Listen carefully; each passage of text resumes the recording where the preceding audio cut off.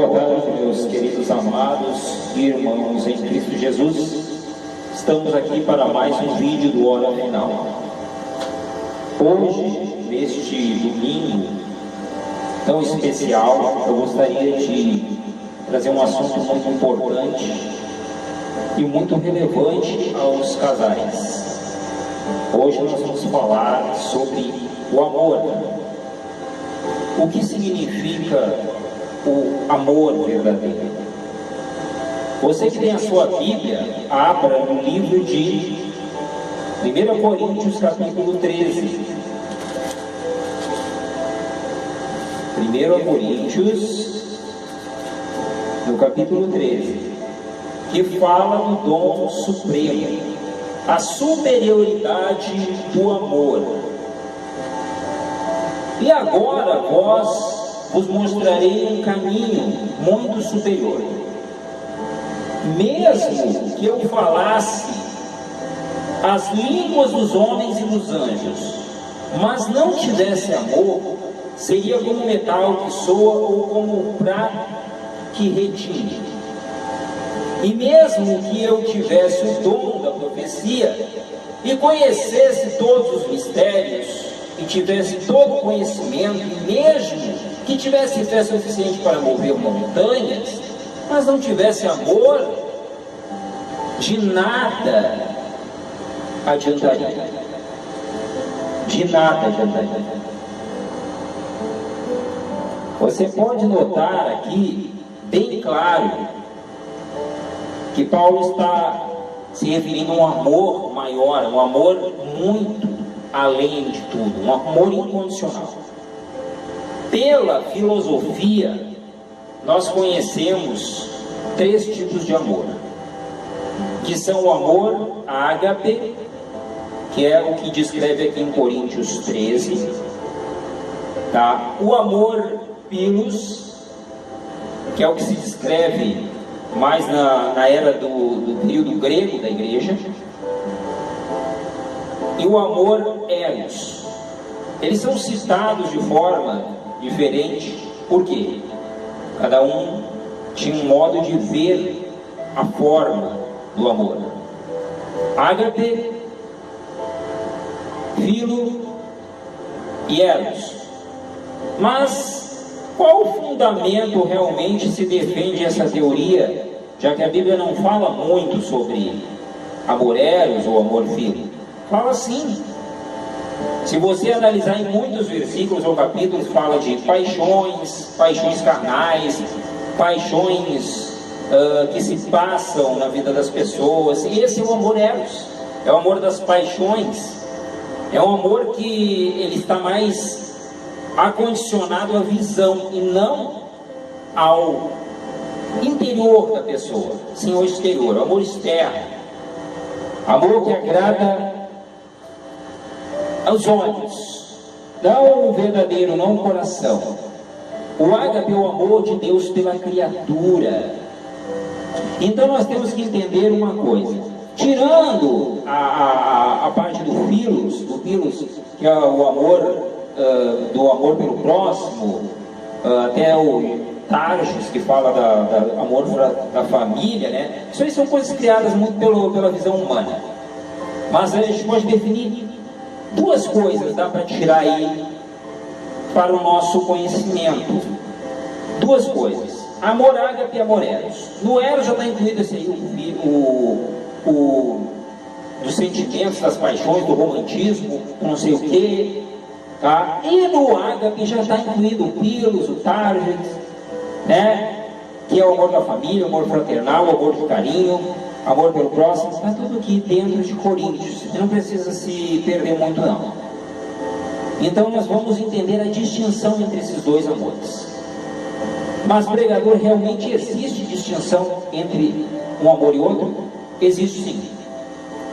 Por que então não podemos chamar de amor o eros? Porque o amor eros, eles classificam com amor, é o amor que exalta a paixão carnal, a paixão pela carne, pelo físico da pessoa, não pelo que ela é interiormente, mas pelo que ela é exteriormente.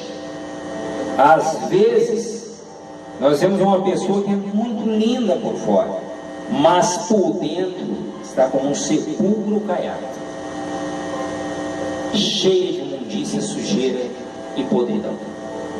E muitas vezes nós vemos uma pessoa que aparentemente por fora, ela não é assim tão atraente aos olhos, mas você vai conhecendo a pessoa e por dentro ela é maravilhosamente linda. Como se dá isso? Como se dá essa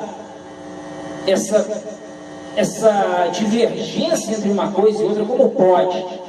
Porque Deus deixou bem claro que Ele escolheu as coisas loucas para confundir as sábias, né? Porque na verdade os loucos são aqueles que andam não pela vontade humana, mas eles contradizem tudo e a todos. Por isso muitas vezes são chamados de loucos, mas na verdade a loucura se torna sabedoria, e muito saber às vezes se torna loucura. Mas não vamos fugir do nosso assunto, irmãos. O que eu quero dizer com isso? Que nós temos que entender que podemos classificar assim: existe só um tipo de amor, que é o amor de Coríntios, o amor ágape, que é o amor fraternal, o amor de irmão por irmão, amor de Cristo pela igreja, amor de Deus pelos homens, o amor que nós devemos ter por todas as pessoas. Esse é o verdadeiro amor e único. Fazer uma correlação ou distinção desse amor é mera especulação humana, mas nós devemos levar em consideração uma coisa: sim, o amor eros em si, que seria a paixão. Vamos tirar essa parte da paixão e colocar a atração. Nisso concordo. Por quê? Porque na verdade nós temos que nos agradar da pessoa que estamos do lado. Você tem que se afeiçoar com a pessoa. Se não houver um tipo de química, assim, uma situação, você não vai, né, se aproximar de uma pessoa, você não vai ser dessa pessoa. Então tem que haver sim um tipo de aproximação. Aí eu classificaria como uma atração física. Mas o que tem que haver? Essa atração física ela tem que estar no patamar entre 10% e os outros 90% ágape. Porque na verdade nós sabemos que a atração física meramente é aos olhos. Nós podemos conhecer uma pessoa que não é atraente, mas ela se tornará uma pessoa maravilhosa aos seus olhos com o tempo. Você vai se apaixonar por ela de uma forma incondicional e ter o amor ágape por essa pessoa. E muitas vezes você conhece uma pessoa mais linda, você se apaixona na hora de olhar, mas quando você vai ver, essa pessoa é horrível por dentro, é tenebrosa por dentro, chega a dar medo, feia mesmo, feia por dentro. Então o que adianta ser bonito por fora, o exterior, e o interior está corrompido totalmente? Olha, deve ser o contrário. É bom que o exterior esteja se corrompendo, mas o interior se conserve limpo, lindo e maravilhoso. Vamos direto ao ponto. Então, nós podemos classificar que para haver uma relação entre um homem e uma mulher, é claro, tem que haver atração. Tem sim. Quem diz que não é mentira. Entendeu? É impossível você viver com uma pessoa que não tem nem mínimo de agrado por ela. Não tem nenhuma afeição, não tem jeito. Você não vai conseguir ter mesmo que seja, mesmo que o tempo fale mais alto, não. Às vezes acontece. Não vou também ser aqui totalmente cético nesse ponto, dizer, não, afirmar que não tem como. Tem. É inexplicável o sentimento. O sentimento, o amor em si, o carinho, é inexplicável. Agora dizer que há muitas formas de amar é mentira. Só há uma forma de amar. E esse amor requer sacrifícios. Esse amor requer obediência, requer desafios, requer conquistas, requer empreendimento. Você que está numa relação, você tem que empreender nessa relação. Você tem que fazer, você tem que lutar. Só que tem um porém. Você tem que lutar se você está recebendo respaldo. Se você não está recebendo respaldo, meu amigo, você está mandando murro em ponta de faca. Tem gente aí arrastando uma relação sem futuro, porque pensa que é da vontade de Deus e não é. Tem gente aí arrastando uma situação, mas pregador, depois que está casado, não tem mais como separar. É verdade, não tem mesmo. Em caso de relação sexual ilícita. E aí eu pergunto, o que é relação sexual ilícita? Ah, é eu chegar e eu trair meu marido, ou trair a minha esposa. Como é que você trai a sua esposa? Como é que você trai o seu marido? Você sabia que é uma forma de traição? Você está entrando, você esposa, entrando em Facebook, entrando em sitezinho, coisa, e é traição. Se você está de conversinha com outros homens, isso é traição. Então, o que Deus diz sobre isso? O que Jesus fala sobre isso?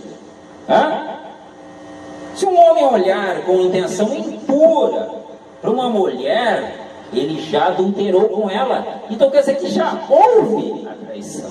Então Jesus disse, somente em caso de relação sexual ilícita. Relação sexual ilícita, em outros termos, também pode ser o quê? Você se exteriorizar, o homem mesmo. Você pensa que não está traindo a sua esposa, está olhando sujeira, imundícia, pornografia? Você está traindo a sua esposa. Se Jesus afirmou que se só você olhar uma mulher com intenção impura, você já adulterou com ela, já adulterou, quer dizer que ele já cometeu o ato. Então é óbvio que você está traindo a sua esposa. Ah não, pregador, eu só olhei uns videozinhos ali, mas eu nunca traí minha esposa. Se engana, meu amigo. Você está traindo a sua esposa há muito tempo, você anda olhando porcaria, sujeira, imundícia, coisa que não presta. Você está traindo a sua esposa. E você, esposa, está traindo o seu marido. Sim, você também olha site, você também olha homem seminu, você também olha porcaria, se cultiva isso em rede social, você está traindo seu esposo também. É traição. E isso coloca o quê? Brecha para Satanás agir na vida do casal. Por isso que Satanás está destruindo milhões de famílias. Está destruindo milhões de casais pelo mundo afora. Só pense um pouquinho, meu amigo e amiga. Qual é o alvo de Satanás? A família. Satanás quer destruir a sua família. E ele começa por quem? Ele começa atingindo o marido, ele começa atingindo a esposa, depois ele começa atingindo os filhos. Por quê? A ordem natural é essa. Porque nós somos o exemplo para os nossos filhos. Se o meu filho não está fazendo o que é certo hoje, saiba que eu fui um mau exemplo no passado. Às vezes acontece alguns casos, em algumas vezes acontece diferente. Mas a maioria das vezes é porque você, pai, não foi um bom exemplo. É porque você, mãe, não foi um bom exemplo. Por isso que seu filho está hoje fazendo o que não deve. Mas isso, e aí já é o passado no passado. Mas vamos nos ater ao nosso assunto hoje, que é o amor em si. Então, para que um relacionamento dê certo, tem que haver, eu classifico então, como? Tem que haver 90% de amor ágape, que é o amor de Deus pela criatura, que é o amor que tudo sofre, tudo crê, tudo supera, tudo se esforça, como está escrito aqui. Tá? E 10% tem que ser o eros, que é o amor, vocês têm que, 10% você tem que simpatizar. Vamos subir um pouquinho mais, vamos botar 20%. 20% eros, 70% 80% ágape. Tá? Para quê? Para que haja uma afinidade, um equilíbrio entre as coisas. Você gosta da pessoa e você ainda detém por ela o amor ágape. Um amor que suporta, que luta, que supera barreiras, tá? Só que, entenda, esse amor tem que ser mútuo. Não adianta você amar uma pessoa e ela não te ama. Ah, pregador, mas Jesus amou a igreja, amou, e mesmo assim, né, os seus não amaram. Ele amou incondicionalmente, pois é, esse amor é ágape, mas o dele era 100% ágape. Não tinha eros no meio, não. E é o eros que destrói a situação. Entenda? É o eros. Porque esses 10 ou 20% que ficam aí só com o amor eros, que seria o amor de homem por mulher, o que diz? Que isso aí é a manutenção. Você tem que fazer a manutenção, você tem que de vez em quando levar um bombonzinho para sua esposa, a esposa tem que fazer um agrado para o marido, enfim, é isso aí, a manutenção, porque senão acaba, gente. Se não houver manutenção, se não houver cuidado, acaba sim. E quem diz que não é mentira.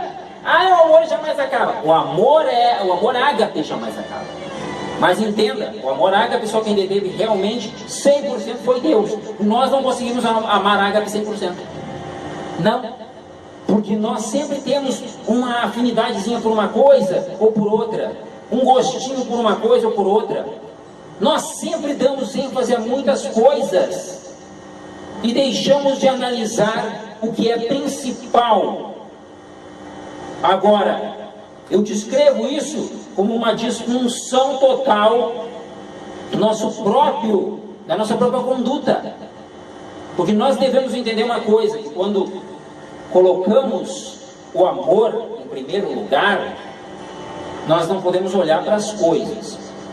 Agora, numa relação, para dar certo, tem que haver a luta dos dois. Um casal perfeito são duas pessoas imperfeitas que insistem em não desistir uma da outra. Entendeu o que é um casal perfeito? Duas pessoas imperfeitas que insistem em não desistirem uma da outra. Agora entenda, as duas têm que ter o mesmo interesse. Não dá para você só carregar uma pessoa nas costas se ela não está te amando da maneira correta, se ela não está te dando o respaldo, se ela não está lutando por você, não está na mesma fé que você. Não vai dar certo, amigo. Não vai dar certo. Tem um velho ditado que diz: não desista fácil, mas também não insista para sempre. Porque senão você pode estar perdendo tempo na sua vida de realmente saber ou descobrir quem é a pessoa certa para a sua vida. Vamos lá agora para Gênesis, tá? No capítulo 2 de Gênesis, olha só. Capítulo 2, há uma descrição bem clara de qual a vontade de Deus para o homem. Olha só, como Deus formou a mulher. Disse mais o Senhor Deus: não é bom que o homem esteja só. Ele observou, criou o homem, aí criou todos os animais, e todos os animais tinham seus pares, né? O coelhinho, a coelhinha, a ovelhinha, o ovelhinho, enfim, cada um tinha seu par. Mas para o homem não se achava uma companheira que fosse idônea. Então assim ele disse, o Senhor tornou, vamos assim, eu lhe farei uma ajudadora, que ele seja o quê? O que é? Idônea, adequada, quer dizer idônea. Idônea é adequada, é que se encaixe com você. Se você não está se encaixando com uma pessoa e ela não está se encaixando com você, tem algo errado. Tem algo errado. É simples ver quando o negócio é de Deus e não é. Quando é de Deus, as coisas, mesmo com um problema, com o pecado, com o erro, com tudo que for, elas vão se encaixar. Porque adequado quer dizer, idôneo quer dizer adequado. É adequado. É perfeito para você. Entendendo? Deus não dá uma coisa que seja o contrário, não. Então você já tem que pensar bem. Então, e farei uma esposa, farei uma ajuda que seja adequada. E o Senhor Deus formou da terra todos os animais do campo, né? E trouxe para ver como o homem chamava, né? E assim o homem deu o nome às aves, meu pai. Então o Senhor, porém ao homem, diz assim, porém ao homem, não se achava uma ajudadora adequada para ele.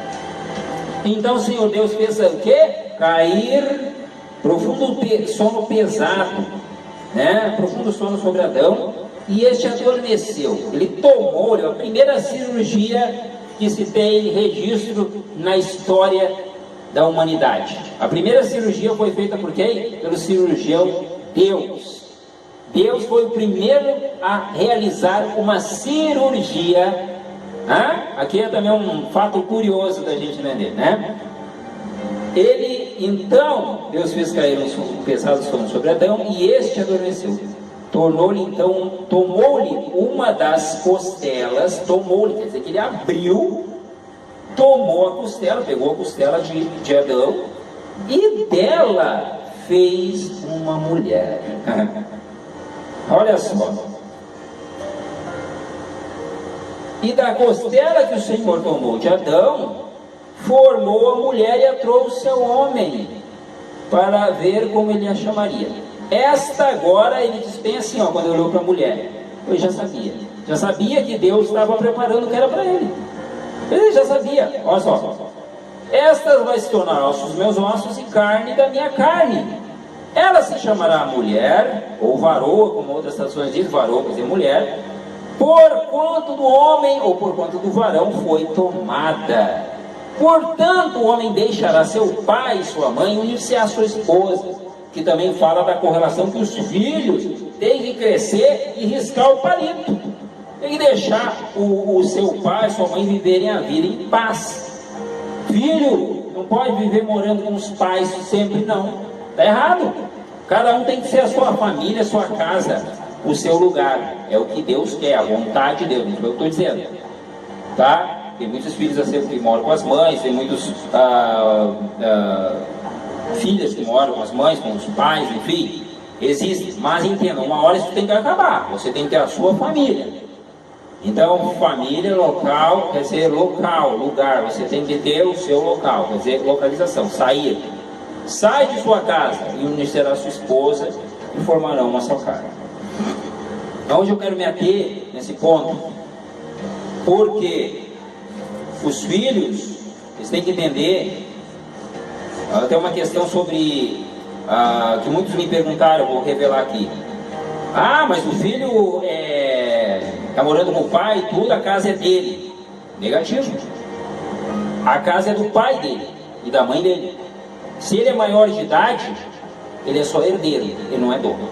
Ele não tem a última palavra, quem dá é o pai ou a mãe. Ele não tem voz de autoridade na casa, não. Mas como assim, pregador? Não tem? Isso é bíblico. Não tem. Porque ele só passa a ser dono do local se morrer o pai ou a mãe. Se morrer os dois. Aí de herdeiro ele passa o quê? A dono. Entendeu? E enquanto ele é só herdeiro, ele tem que obedecer às leis do pai e da mãe. E que a mãe disser, o pai disser, encerrou. O filho não tem que dar opinião, não. Pode até o pai ouvir de bom senso a opinião do filho, mas não que seja por autoridade ou por ordenança, não. Está totalmente errado. Mas não vamos nos ater do nosso assunto. Aonde eu quis chegar? Então, o homem, Deus criou o homem, e ele o criou a sua imagem e semelhança, e viu que o homem andava só, estava só, e então ele disse, eu faria uma auxiliadora, uma ajudadora que seja idônea. Então, a mulher, a pessoa que vai ficar com você, ela tem que ser uma ajudadora, somar com você, e tem que ser idônea adequada. Quer dizer que se você está com uma pessoa que, puxa, você faz tudo pela pessoa, a pessoa não dá bola. Você faz tudo por aquela pessoa, a pessoa não olha para você, a pessoa não dá valor ao que você está fazendo. Ô meu amigo, está na hora de você, pica a mula. Você vai ficar insistindo até quando? Até essa pessoa cansar da situação e ela mesma deixar de você? Porque é assim que acontece. Muitas vezes a luta não é ganha. Não é ganha. Pessoas às vezes lutam anos e anos com uma pessoa aí, daqui a pouco ela conhece outra lá e larga você. E deixa você. Aí você passou anos e anos lutando por aquela pessoa e perdeu. Por que perdeu? Porque, gente, não era adequada para você. Muitas das vezes a gente pensa que Deus, que você perdeu alguma coisa na sua vida. Eu perdi aquela pessoa. Gente, às vezes a perda é livramento. Você tem que entender isso. Às vezes Deus tirar uma pessoa da sua vida não é perda, é livramento. Você tem que entender.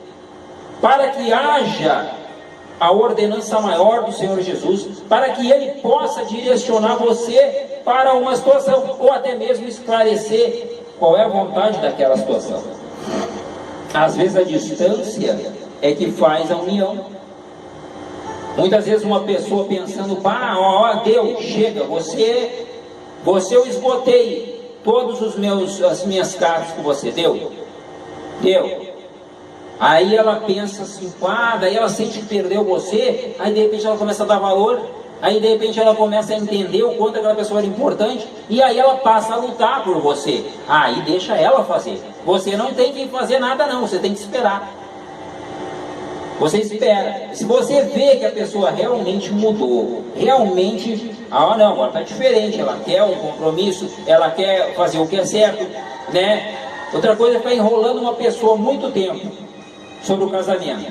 A pessoa está ali, há anos você está dizendo, vamos casar, tem que fazer certo, tem que fazer correto, até às vezes já cometeram o ato depois não adianta querer voltar. Sabia que não tem como voltar? Porque até aqui está escrito na palavra, as vestes se incendeiam, não tem mais como voltar, depois que as vestes se incendeiam, vocês são uma só carne aí só tem um jeito, ou desata de vez e se afasta, ou você não vai conseguir. Se você ficar perto, você vai continuar pecando, você vai continuar no erro, você não vai conseguir suportar. Não adianta dizer, não adianta irmão ou irmã, ou pastor ou pastora dizer que suporta assim, não suporta nada. A própria Bíblia diz. Porque vocês já deixaram as vestes incendiárias, vocês já se conheceram um ao outro, conheceram um pouco um do outro, não adianta mais, não adianta afastar-se. A hora tem que continuar e fazer o que é? Casar-se. O certo para dar certo uma situação, qualquer situação, é casar-se.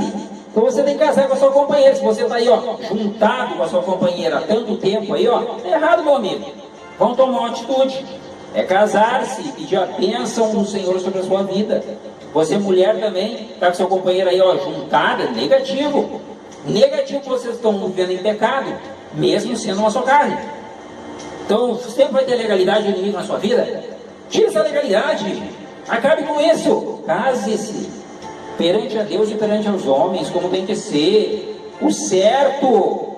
Vamos fazer o que é certo, cristãos. O que é isso? Tem muito cristão aí dando mole. Tem muito cristão aí, fazendo besteira, achando que levando na conversa ou no sentimento, sentimentalismo. Não. Você tem que ser de Deus. Você tem que ser diferente. Você tem que mostrar que você não é igual. Então vamos tomar atitudes corretas. Então, para dar certo no relacionamento, se você já está com uma pessoa muito tempo, tem que casar, não. Tem que casar. Se a pessoa não quer casar com você, não vou casar com você. Então você não é obrigado a ficar com essa pessoa. Mas como? A gente está junto há tantos anos, não. Porque se a pessoa não quer casar com você, certamente ela está fazendo alguma coisa errada. Certamente ela já traiu você. Quantas vezes já traiu? Então a legalidade já houve. Já houve a relação sexual ilícita. Só num olhar lá, num site pornográfico, uma sujeira, uma imundícia, já traiu, já pecou. Então já houve. Você não é obrigado a ficar com a pessoa, não. Não é. Tá? Se a pessoa não quer fazer o que é certo, aparte-se dela. Acha alguém que queira fazer o que é certo. É assim que nós temos que ter. Ou a pessoa toma atitude. Não, tá, se você não casar comigo, você vai me perder. Tá. Se ela prefere te perder porque ela não te ama, amigo.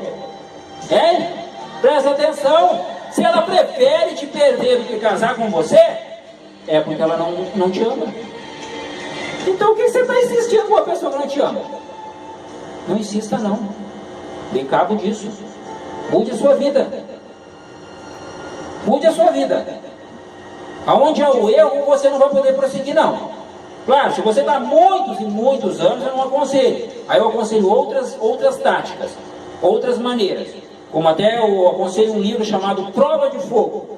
Ali fala como os relacionamentos podem voltar a dar certo. Mas é para pessoas que já estão há muito tempo vivendo juntas. Entendeu?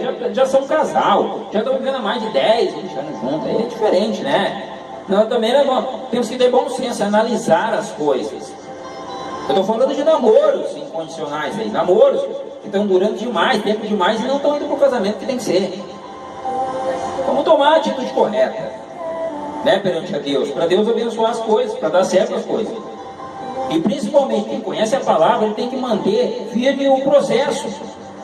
Ele tem que entender que, pô, se a pessoa não está querendo fazer o que é certo, eu tenho que me apartar dela. Apartai-vos do mal, apartai-vos de quem não está somando com você. Até para que, se Deus tem um plano para aquela pessoa, ele vai ou chamar ela para você, ou vai tirar da sua vida de uma vez. É uma das duas. Ou ele vai fazer essa pessoa tomar consciência, não posso perder essa pessoa, eu descobri que eu amo ela, eu vou casar com ela. Amém. Amém. Aí você dá uma chance de novo, você volta, você busca.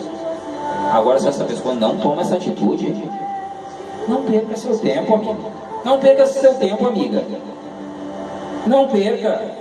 Vá à luta, peça a Deus uma